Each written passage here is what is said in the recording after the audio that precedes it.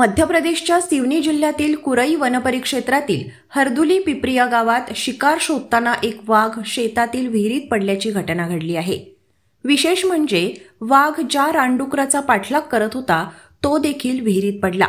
या घटनेचा व्हिडिओ सध्या सोशल मीडियावर चांगलाच व्हायरल होत आहे।